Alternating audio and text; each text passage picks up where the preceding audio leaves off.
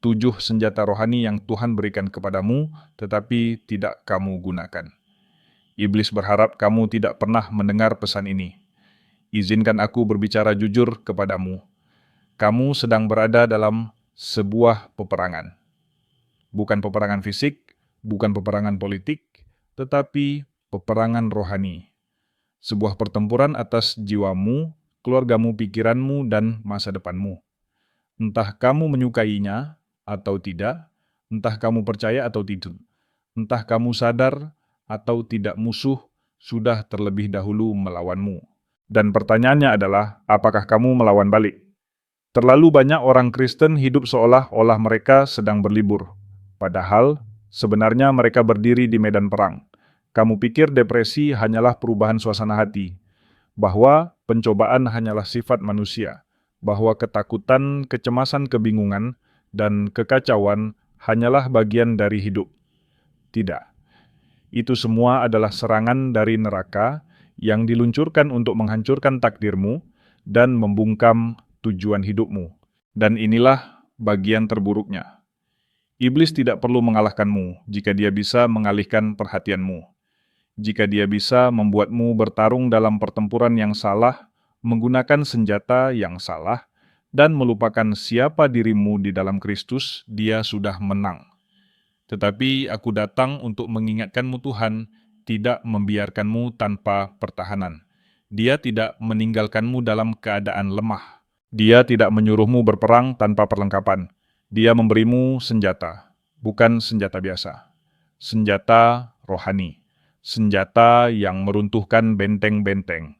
Senjata yang mematahkan belenggu. Senjata yang membuat kegelapan gemetar. Kamu telah berdoa meminta terobosan. Kamu telah meminta Tuhan untuk pembebasan. Tetapi sekarang saatnya mengambil apa yang sudah Dia berikan kepadamu dan bertempur. Jadi izinkan aku menunjukkan satu persatu 7 senjata rohani yang Tuhan letakkan di tanganmu. Dan jika kamu belajar menggunakannya, neraka tidak akan tahu apa yang menghantamnya. Senjata nomor 1, firman Tuhan, pedangmu di alam roh. Senjata pertama yang Tuhan tempatkan di tanganmu adalah firman-Nya. Dan aku tidak berbicara tentang ayat lucu di cangkir kopi. Aku tidak berbicara tentang ayat harian yang kamu lewati begitu saja di ponselmu. Aku berbicara tentang pedang roh firman Tuhan yang hidup bernafas dan tajam bermata dua. Ibrani 4:12 berkata, sebab firman Allah hidup dan kuat dan lebih tajam daripada pedang bermata dua manapun. Ini bukan simbol. Ini adalah realitas rohani. Firman Tuhan bukan hanya kebenaran, itu adalah senjata. Dan ketika kamu mengucapkannya, mempercayainya, dan menggunakannya, neraka mundur. Izinkan aku bertanya sesuatu yang pribadi. Ketika musuh membisikkan kebohongan ke dalam pikiranmu, dengan apa kamu melawannya? Karena jika kamu mengayunkan emosi, logika, atau kutipan motivasi, kamu sedang bertarung dengan pisau karet. Tetapi ketika Yesus dicobai di padang gurun, Dia tidak berdebat. Dia tidak bernegosiasi. Dia tidak panik. Dia mengatakan 3 kata. Ada tertulis. Dan dengan 3 kata itu, Dia membungkam iblis setiap kali. Begitulah caramu bertempur. Kamu tidak bertempur dengan perasaan. Kamu bertempur dengan firman. Ketika kecemasan menyerang, jangan hanya diam. Ucapkan firman. Sebab Allah memberikan kepada kita bukan roh ketakutan, melainkan roh yang membangkitkan kekuatan kasih dan ketertiban. Dalam 2 Timotius 1:7, ketika kamu merasa lemah, nyatakan Tuhan adalah kekuatanku dan perisaiku. Dalam Mazmur 28:7, ketika kamu diserang, proklamasikan, tidak ada senjata yang ditempa untuk melawan aku akan berhasil. Dalam Yesaya 54:2, pedang ini memotong depresi. Pedang ini membelah kebingungan. Pedang ini menyingkapkan kebohongan dan menembus kegelapan rohani. Tetapi inilah masalahnya. Kamu tidak bisa menggunakan pedang yang tidak pernah kamu ambil. Kamu tidak bisa bertempur dengan senjata yang tidak pernah kamu latih. Jika Alkitabmu selalu tertutup, maka gudang senjatamu juga tertutup. Jadi, mulailah membukanya. mulailah menghafalnya. Mulailah menyatakannya atas hidupmu. Karena ketika kamu melakukannya, firman Tuhan tidak lagi menjadi sebuah buku di rakmu, tetapi akan menjadi sebilah pedang di tanganmu. Jangan jalani satu hari lagi memasuki pertempuran tanpa senjata. Ambil pedangmu. Kamu tidak pernah diciptakan untuk bertempur dengan tangan kosong. Nomor 2, iman. Perisai yang menghentikan neraka di tempatnya. Aku berhenti di sini. Nomor 2, iman. Perisai yang menghentikan neraka tepat di jalurnya. Izinkan aku mengatakan sesuatu yang mungkin mengejutkanmu. Iman bukanlah perasaan. Iman adalah senjata sebuah perisai. Dan jika kamu tidak mengangkatnya, kamu akan terus menerima serangan yang sebenarnya tidak pernah ditujukan untukmu. Efesus 6:16 berkata, "Selain semuanya itu, pergunakanlah perisai iman, sebab dengan perisai itu, kamu akan dapat memadamkan semua panah api dari si jahat." Bukan sebagian dari mereka, bukan beberapa saja, tetapi semuanya. Tahukah kamu apa artinya itu? Setiap kebohongan, setiap pencobaan, setiap serangan, setiap tuduhan yang dilemparkan neraka kepadamu dapat dihentikan jika kamu mengangkat perisaimu. Tetapi kenyataannya banyak dari kamu menjalani hidup dengan perisai yang diturunkan. Kamu percaya kepada Tuhan, tetapi kamu tidak benar-benar mempercayai Tuhan. Kamu pergi ke gereja, tetapi ketika musuh menembak kamu, panik alih-alih, berdiri teguh. Itu bukan iman. Itu adalah keterbukaan terhadap serangan. Iman berkata, "Sekalipun aku tidak melihatnya, aku tetap percaya."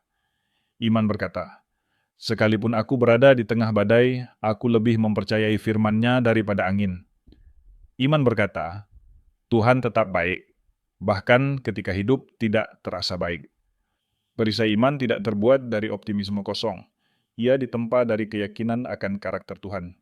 Dan ketika kamu mengangkatnya, setiap panah api kehilangan kuasanya. Keraguan adalah panah. Ketakutan adalah panah. Rasa malu adalah panah. Ketidakpercayaan adalah panah. Tetapi iman adalah perisai yang membuat semuanya jatuh sebelum mencapai sasaran. Kamu berkata, "Tapi bagaimana jika imanku kecil?" Maka mulailah dari tempat kamu berada. Yesus berkata, "Iman sebesar biji sesawi dapat memindahkan gunung."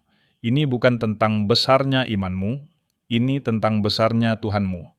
Dan Dia tidak pernah kalah dalam satu pun pertempuran. Biarkan aku bertanya kepadamu, apakah kamu hidup berdasarkan apa yang kamu rasakan atau berdasarkan apa yang Dia katakan? Karena perasaan berubah-ubah, iman berdiri teguh. Perasaan memudar, iman bertempur. Angkat perisaimu, bahkan ketika itu terasa sulit, terutama ketika itu terasa sulit. Karena setiap kali kamu menyatakan, "Aku tetap percaya," kamu membuat neraka gelisah. Berhentilah hidup tanpa perlindungan. Kamu telah diberikan perisai dengan sebuah tujuan. Angkatlah, peganglah tinggi-tinggi, dan biarkan setiap anak panah dari jurang neraka terpental oleh iman yang tak tergoyahkan kepada Dia yang tidak pernah gagal. Nomor 3, doa memanggil dukungan udara ilahi. Doa bukan tradisi yang manis, bukan ritual sebelum tidur, bukan sekadar daftar tugas rohani yang harus dicentang. Doa adalah peperangan, doa adalah kuasa. Doa adalah memanggil dukungan udara ilahi ketika neraka mulai menekan dari segala arah. Yakobus 5:16 berkata, "Doa orang yang benar bila dengan yakin didoakan sangat besar kuasanya." Kamu ingin kuasa, berdoalah. Kamu ingin terobosan, berdoalah. Kamu ingin rantai terputus, tembok runtuh, kegelapan gemetar, maka berhentilah menggulir layar dan mulailah berdoa. Karena inilah kebenarannya. Musuh tidak takut pada bakatmu. Dia tidak takut pada jumlah pengikutmu. Dia bahkan tidak terlalu takut pada pengetahuan Alkitabmu. Tetapi dia gemetar ketika kamu berlutut. Karena ketika kamu berdoa, kamu keluar dari keterbatasan alami dan masuk ke dalam otoritas supranatural. Kamu tidak sedang berbisik ke dalam kekosongan. Kamu sedang berkomunikasi dengan Panglima Bala Tentara Surga. Kamu sedang memanggil malaikat ke medan perang. Kamu sedang menggeser atmosfer rohani. Kamu sedang mematahkan kutuk turun-temurun. Kamu sedang membuka pintu-pintu sorgawi. Kamu sedang mengguncang hal-hal di alam yang tidak terlihat, yang kemudian akan nyata di alam fisik. Dan iblis tahu itu. Itulah sebabnya dia ingin kamu terganggu, sibuk, lelah, dan nyaman. Dia akan melakukan apapun untuk menjauhkanmu dari doa. Karena doa adalah senjata yang meluncurkan surga ke bumi. Pikirkanlah, Yesus tidak hanya mengajar. Dia berdoa sebelum memilih murid-muridnya. Dia berdoa sebelum pergi ke salib. Dia berdoa. Dan ketika gereja mula-mula menghadapi penganiayaan, mereka tidak melarikan diri. Mereka berdoa. Dan tempat itu terguncang oleh kuasa. Doa adalah caramu melawan ketika kamu tidak memiliki kata-kata. Doa adalah caramu menembus kegelapan ketika semuanya terasa menekan. Doa adalah caramu tetap terhubung dengan satu-satunya sumber kuasa yang tidak pernah gagal. Tetapi, izinkan aku bertanya, apakah kamu hanya berdoa ketika kamu putus asa? Atau apakah kamu telah belajar menjadikan doa sebagai gaya hidup bukan pilihan terakhir? Karena ketika doa menjadi respons pertamamu, bukan opsi terakhirmu, segalanya mulai berubah. Jangan menunggu krisis untuk berdoa. Berdoalah sampai krisis itu runtuh. Kamu telah diberikan akses. Jangan menyia-nyiakannya. Surga sedang mendengarkan. Apakah kamu berbicara senjata ini sudah siap digunakan? Gunakanlah. Nomor 4, nama Yesus. Nama yang membuat neraka gemetar. Izinkan aku memberitahumu sesuatu yang iblis tidak ingin kamu sadari. Nama yang paling berkuasa di seluruh alam semesta telah diberikan kepadamu. Bukan untuk dikagumi, bukan untuk dipakai sebagai perhiasan, tetapi untuk digunakan. Filipi 2:10 berkata, supaya dalam nama Yesus bertekuk lutut segala yang ada di langit, dan yang ada di atas bumi, dan yang ada di bawah bumi. Itu berarti, roh-roh jahat bertekuk lutut kegelapan, melarikan diri belenggu, terlepas, dan neraka terguncang ketika nama Yesus diucapkan dengan otoritas. Tetapi inilah masalahnya. Terlalu banyak orang menggunakan namanya hanya sebagai penutup doa. Mereka memperlakukannya seperti cap akhir dalam nama Yesus Amin, tanpa menyadari bahwa mereka sedang memegang senjata rohani yang sangat dahsyat. Nama Yesus bukan tahayul, bukan kata ajaib. Itu adalah senjata yang sah. Ketika kamu menggunakannya dengan iman, seluruh otoritas surga berdiri di belakangnya. Yesus sendiri berkata dalam Yohanes 14:30, apa juga yang kamu minta dalam namaku, aku akan melakukannya. Itu bukan saran, itu adalah janji. Namanya memberimu akses ke tahta kuasa atas kegelapan dan kemenangan dalam peperangan. Jadi mengapa kamu masih mengucapkannya seolah-olah lemah? Kamu tidak perlu berteriak agar terdengar, tetapi kamu harus berbicara dengan keyakinan. Karena ketika kamu mengatakan Yesus, kamu bukan sekadar menyebut sebuah nama, kamu sedang menghunus pedang. Ketika ketakutan mencengkeram hatimu, apakah kamu memanggil nama yang mengusirnya? Ketika mimpi buruk mengganggu tidurmu, apakah kamu mengucapkan nama yang membuat roh jahat mundur?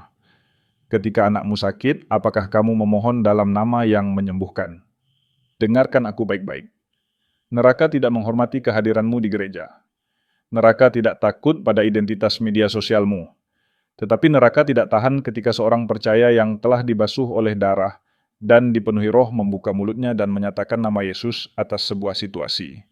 Karena ketika nama itu diucapkan dengan iman, surga bergerak dan neraka terdiam. Nomor 5, darah Yesus, bukti tertinggi bahwa peperangan ini sudah dimenangkan. Senjata ini bukan hanya kuat tetapi permanen. Ia tidak bergantung pada perasaan atau kinerjamu. Ia berdiri di atas karya salib yang telah selesai. Wahyu 12:11 berkata mereka mengalahkan dia oleh darah anak domba dan oleh perkataan kesaksian mereka. Bukan oleh usaha, bukan oleh emosi, tetapi oleh darah. Ketika Yesus mencurahkan darahnya, dia bukan hanya mengampuni dosamu, dia menandatangani kemenanganmu. Darah Yesus adalah bukti sah bahwa neraka sudah dikalahkan. Itu adalah bukti bahwa kamu telah ditebus, dipulihkan, dibersihkan, dan dilindungi. Dan ketika iblis datang untuk menuduhmu, mempermalukanmu, atau menyeretmu kembali ke masa lalumu, kamu tidak perlu berdebat. Kamu menunjuk kepada darah. Kamu berkata, aku telah dibeli dengan harga. Aku telah dimeteraikan oleh darah. Aku bukan lagi siapa aku dulu. Aku adalah siapa yang dia katakan tentang aku.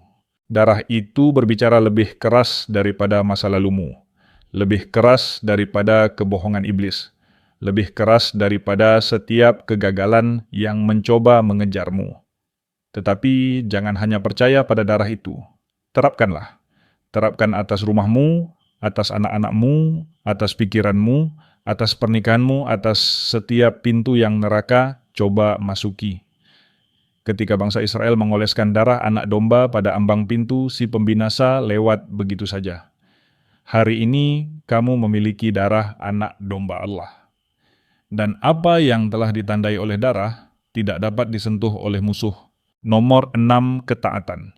Senjata senyap yang tidak pernah disangka-sangka oleh neraka. Jika kamu ingin membingungkan iblis, taatilah Tuhan. Bukan dengan kebisingan, bukan dengan emosi, tetapi dengan ketaatan yang tenang, radikal, dan tanpa kompromi. Ketaatan adalah senjata yang sering diremehkan. 2 Korintus 10:6 berkata bahwa ketaatanmu mengaktifkan otoritas ilahi. Banyak orang menginginkan kuasa tanpa kekudusan hasil rohani, tanpa keselarasan rohani. Tetapi ketaatan mematahkan akses musuh, menghancurkan kutuk turun-temurun, dan membuka berkat yang telah kamu doakan. Ketika Tuhan berkata mengampuni itu, bukan hanya untuk penyembuhan itu adalah peperangan.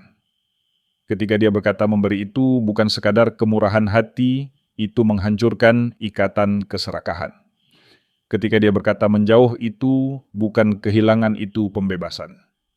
Ketaatan adalah cara kamu bermitra dengan surga. Nomor 7, pujian. Senjata yang mengguncang bumi. Pujian bukan pemanasan, bukan emosi rohani. Pujian adalah senjata yang memecah kegelapan. Ketika kamu memuji di tengah rasa sakit neraka gemetar. Ketika kamu memuji sebelum terobosan surga bergerak. Tuhan bersemayam di atas pujian umatnya. Dan di mana hadirat Tuhan hadir, musuh tidak bisa bertahan. Kesimpulan, kamu tidak tak berdaya. Kamu diperlengkapi oleh surga. Kamu bukan korban, kamu adalah prajurit. Kamu memiliki firman Tuhan sebagai pedang iman, sebagai perisai doa, sebagai dukungan ilahi nama Yesus, sebagai otoritas darah Yesus, sebagai perlindungan ketaatan, sebagai akses dan pujian, sebagai senjata kemenangan. Setiap kali kamu menggunakan senjata ini, iblis kehilangan wilayah. Kamu telah menang karena Yesus telah menang. Sekarang bangkitlah, angkat senjatamu, berdirilah teguh dan bertempurlah. Setiap kali kamu berdiri teguh, belenggu mulai retak.